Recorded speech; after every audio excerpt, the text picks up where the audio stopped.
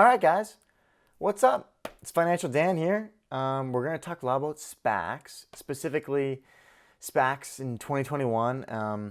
I'll start off with a little bit of the history of 2020 and a brief overview of SPACs. But to be honest, SPACs, or special purpose acquisition companies, are covered a lot on YouTube on how they work. If you just look up how does a SPAC work, there'll be some really good content that I can't compete with, that's got really good editing and everything. So I'm going to go more into a guide of SPACs for 2021 or honestly March 2021 right now. And let's get into it. So right now, first off, I've got my my rum and Coke, which is going to get me through this video.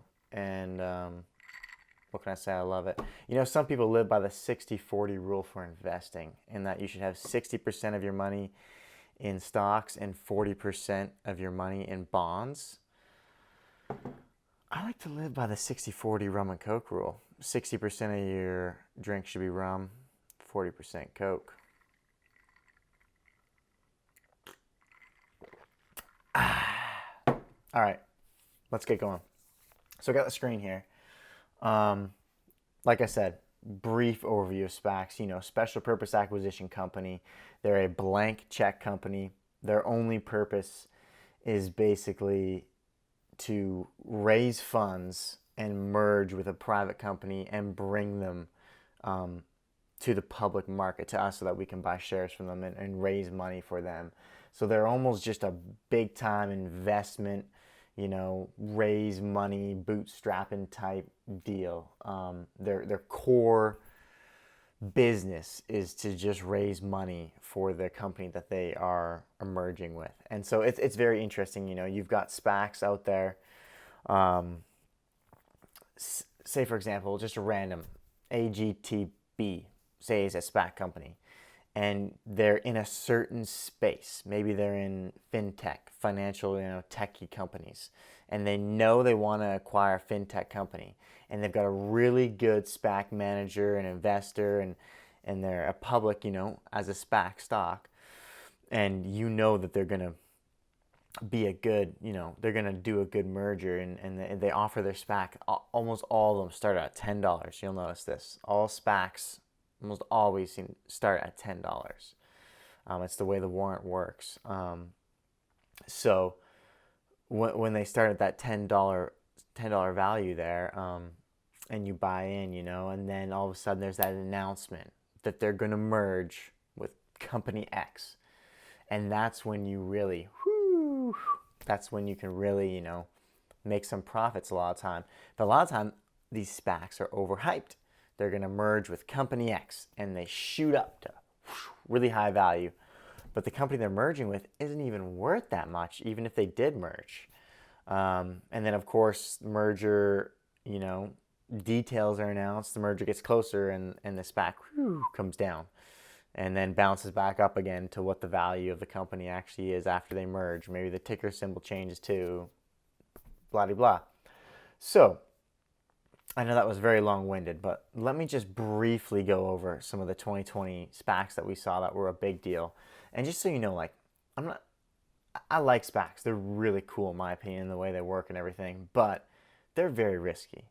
If you look at the average return of SPACs, if it wasn't for DraftKings and maybe Virgin and Hyperlon, if it wasn't for those three, they're basically a negative return. Those three make it all the way up to a 13% return. Most popular one, DraftKings, and what's very interesting is the CEO, Jason Robbins. He actually even says himself that he wasn't a big fan of the way the SPAC went along, and he said that it was actually, he doesn't think it's the right idea for a lot of companies. He said generally, it may be better to start off with an IPO rather than doing a SPAC. That is an initial public offering. Like I said, the SPAC manager, he said it's very important to leverage the skill set that the particular SPAC has, that way they can raise more money. Another one, Virgin Galactic, Richard Branson. Virgin Galactic. That's a very futuristic type company. They're looking at taking people on trips through space. You don't go to Disneyland and go for a ride anymore. No, you go on a spaceship and you fly into space. But the reason why Richard Branson brought his company through, Virgin Galactic through that SPAC stock, the main thing he's quoted here saying, "I'm impatient. The SPAC gets through all of the rigmarole of public companies. Yes, I thought that's great. Let's do it." That's how Virgin Galactic ended up going through a SPAC, and it was successful. All right, let's just keep taking a quick look, at history and what happened with some of these SPACs, because that's how we learn, is looking at history, taking a look what happened in the past so that we can better prepare for the future. So one of the biggest SPACs that happened in 2020 was Nikola. Nikola Motors was an electric company, and there was so much hype behind Nikola. They were going to be the biggest competitor to Tesla. They were going to kick Tesla's ass. And look at this. So the SPAC Vecto IQ that merged with Nikola, $10 all along as they were raising money to acquire a company. And they ended up acquiring Nikola. And eventually the stock shot to the moon, went almost to $100, just way up in valuation. I mean, Nikola Motors themselves weren't even really close to being worth this much. Some people might have argued, as it was climbing up in valuation, that it's a futuristic look of Nikola. Well, they're going to be worth this much, which is a lot of how Tesla trades. It trades futuristically. It's a lot of current companies nowadays, they trade futuristically in their valuation. But Nikola hadn't even made a single car yet. So as a result, they really, really plummeted. And they bounced up and down a little bit now in the last few months, but they're sitting right now at about $20, which from where they merged, they're $10 higher. If you bought them right at the merger of the SPAC between Vecto IQ and Nikola, you double your money. If you bought when they were almost $100, I'm sorry, I really am. Take a drink for you. All right, let's go from looking at Nikola, which was kind of like a whoop whoop, to DraftKings, which was just like a straight whoop. I invested in DraftKings, which was great. I bought in about $30. I think it was $29, $30. If we take a look here at the chart, you can see, so they actually merged. I think it was going into June when they merged, I believe. Correct me if I'm wrong. Just lots of things in my head, but that's when they really shot up, and right in the middle of that, beginning of that, I kind of caught wind of it, and I only bought about 20 shares. But anyways, it was a good valuation for me to buy in at. It really shot up. It came down, leveled off a little bit, and then shot back up again, and then down, and then bounced back up, and it's kind of holding right now close to $60. So DraftKings, I mean, for me, in my investment, the way it worked out, buying it at $29.30 was a good move. But it was a very, very successful SPAC. The company raised the funds. DraftKings, when they merged, they used them successfully. A way they had other things going for them. You had, kind of COVID going on and still going on, where, people aren't really able to go out to sports games. As a result, they like to do more, digital things, and that includes sports betting.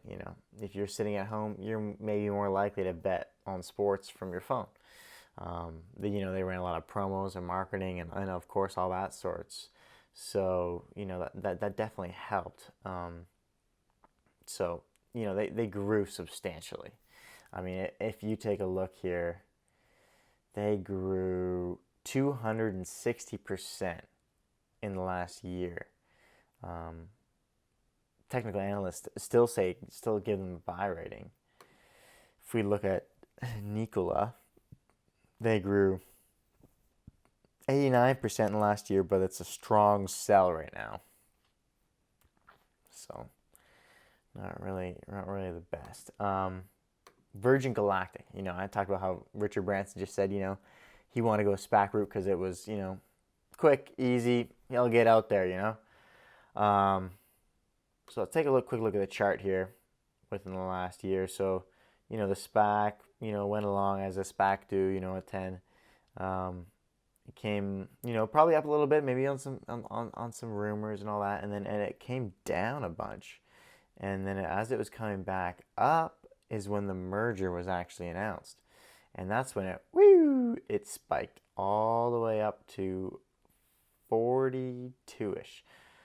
Funnily enough, that's exactly pretty close to where it's at right now. Plunged down all the way down to $9 below what the IPO would have been at. And up and down and up and down and up and down and up and down and up and down, up, all the way up, and then down a little bit. It went all the way up to 60, around 63s. It's, kind of all-time high. And currently trading right around $43. So, my point is, and right now, let's see what Space is. Space is rated at. Let's see. They're showing here last year 93%, and they're just into the sell, kind of close to neutral. I find it hard to gauge this stock because they're so futuristic. I don't see them being a profitable business or anything like that in the next year or two or anything. They're very.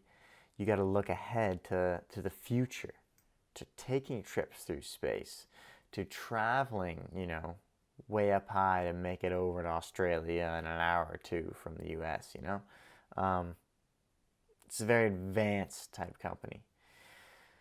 Futuristic. As I was saying, you see here, sporadic, up, down, up, down, up, down, very volatile. DraftKings, volatile, up, down, up, down, up. Of course, a little bit more in the positive direction on DraftKings. Nikola, way up, way back down.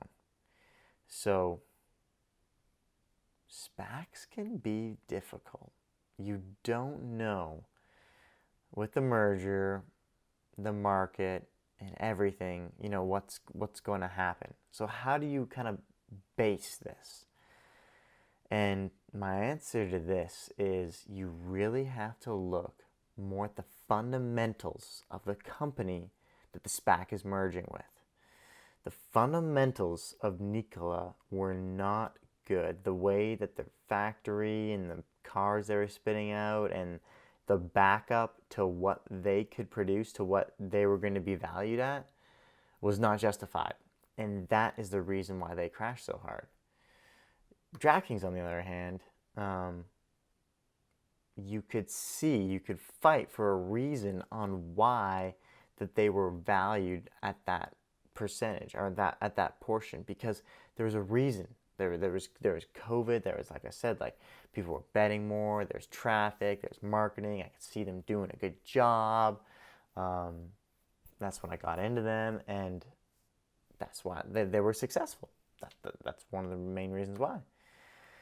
Space is a kind of Virgin Galactic, kind of an in-betweeny one, where it's they're so good in what they're futuristically trying to do, but you have to think forward.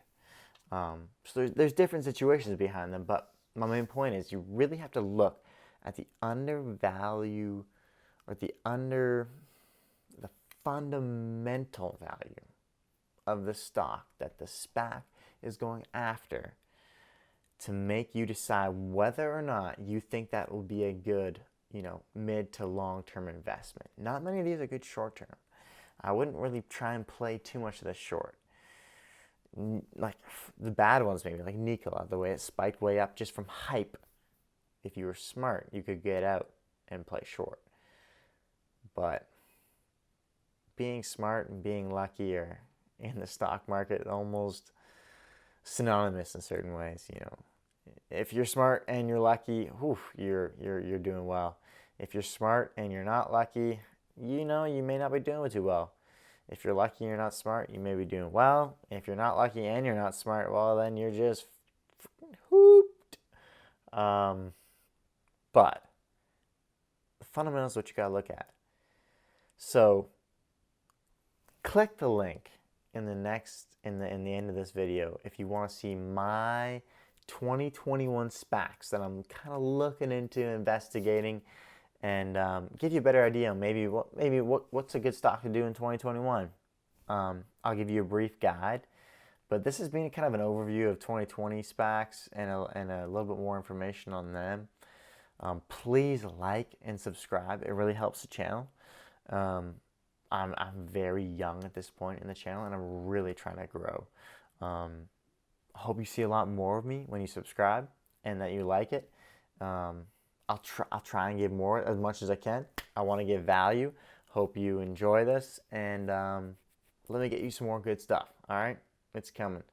But click the link here for 2021 guide on a couple of SPACs that could be a good choice in 2021.